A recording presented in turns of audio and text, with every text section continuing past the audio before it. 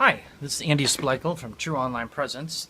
By now you should have already received my free report, Is Mobile Advertising Right for You? Now I am going to give you a set of instructional videos telling you the most about PPC campaigns, pay-per-click, and what they can do to help boost your online marketing. First, let's start with what pay-per-click is. Pay-per-click are paid ads, and they appear either to the left or to the top, even better, on any Google search that you do. These ads, they are ranked in order of a couple things. One, how much you bid to be on your keyword. The keyword is what you bid for. And two, your CTR, or your click-through rate. Click-through rate is how often customers that see your ads click on those ads compared to your competitors' ads that might be bidding on the same keywords as you. In combination with these two things, it determines how high your ranking is on the page.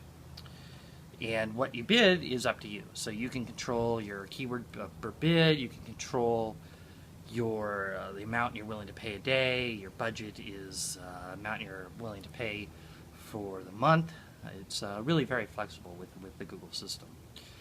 And with Google Ads, they account for 30 to 40%, according to Google, of all the clicks on a page where ads are present. So, as you can see, they're a very, very vital part of any healthy online marketing strategy.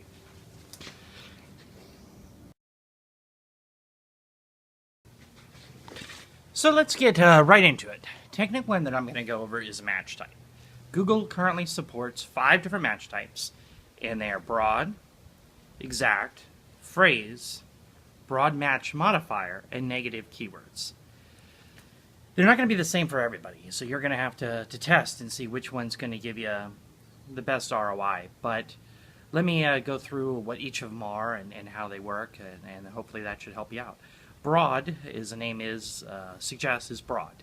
So if you bid on a keyword, let's say shoes, you're going to show up for every query with the word shoes. Red shoes, blue shoes, black shoes, anything with shoes. So as you can imagine, that's going to generate a ton of traffic, but it might not be that specific for you. So it's probably not going to, it depends on your business, but it's going to be difficult with the ROI. And this is in fact the default that Google uses, because they want to drive as much revenue for them as they can. So of course they're going to want you to appear as many times as you can there. The second match type is going to be phrase. Phrase, kind of like the name applies again, phrase is any phrase. So you got red shoes. So if somebody searches any query with the phrase red shoes, you're going to appear. So let's say if somebody did pretty red shoes, you're going to appear. Now if it's broken up, you're not going to appear. So if red shoes is interrupted, if that's the phrase you have for the keyword, so red, I don't know, strapless shoes, you're not going to appear on that. If you want to appear on that, you're going to do broad match modifier, which I'll discuss in just a minute. Exact match, that's the third one. And exact match is the name exactly appears as you want it on your keyword. So let's say you exact match red shoes, which you do by putting brackets around it. And so somebody has to type in exactly red shoes or a close similarity to that, such as red shoe, and then you will appear for exact match red shoes.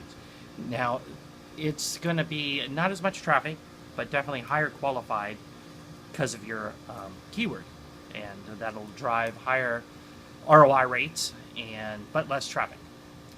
The fourth type is broad match modifier. To achieve that, what you do is you add a little plus symbol next to each word. And this can be a singular word or it can be a plural word.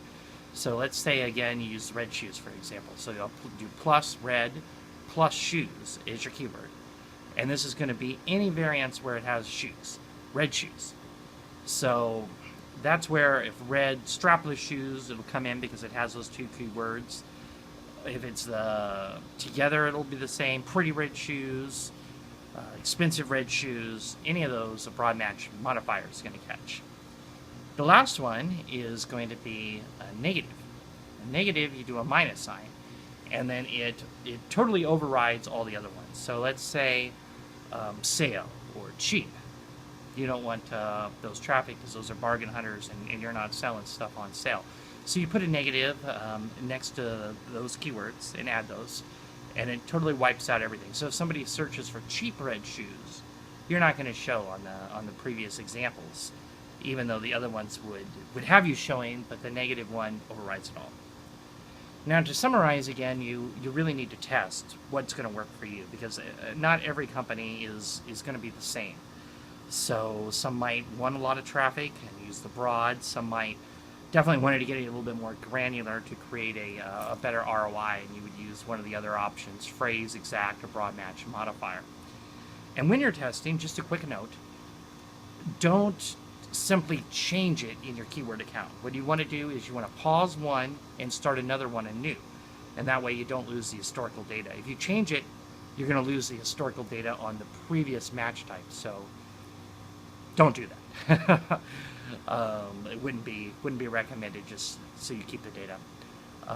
So I hope this helped. This was the first lesson on match type. I have a few more videos coming, and I'm going to go into depth on some more advanced PPC techniques. In the meantime, you know, if you would like to speak to me directly, I'm always open for a free phone strategy session on PPC. The phone number here is 888-456-6943.